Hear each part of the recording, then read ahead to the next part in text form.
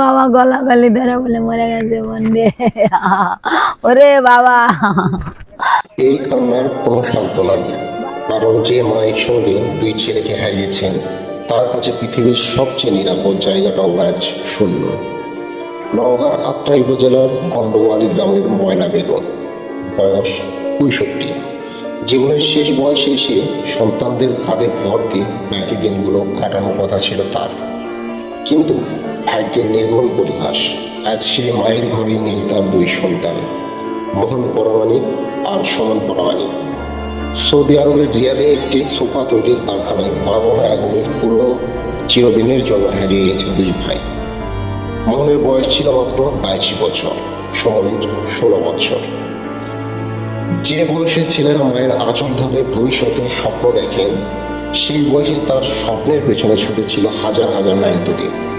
বড় ছেলে মোহন 7 বছর আগে সৌদি আরবে গিয়েছিলেন, মানুষের কাছ থেকে ধার করেছিলেন, জমি বন্ধক রেখেছিলেন, সন্ধে থেকে ঋণ নিয়েছিলেন। ঋণের পরিমাণ সুদে আসলে এখন প্রায় 8 লাখ টাকা। কিন্তু মোহনের স্বপ্ন ছিল খুব সাধারণ, ঋণটা শোধ করব, একটা পাকা বাড়ি করব, তারপর দেশে ফিরব, বিয়ে করব, মাকে নিয়ে থাকবো।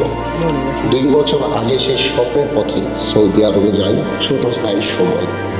2 ভাই মিলেই তখন পরিবারের শেষ আশাটুকু হয়ে উঠেছিল।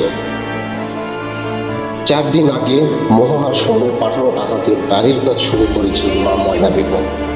কি জানতেন তিনি, এই বাড়ির প্রতিটি ইটের সঙ্গে যে 2 সন্তানের স্বপ্ন জড়িয়ে আছে, সেই 2 সন্তানই আজ কোনোদিন এই বাড়ির দরজা দাঁড়াবে না। বাবার স্বপ্ন, বাবা কয় যে মা আমি ঘর করবো না, কয় বাবা ওই দোকান করছে 12 লাখ টাকা দিয়ে দানা করছে, আমি ওখানে বেছে বেছে দিব, বাড়ি ঘর করবো।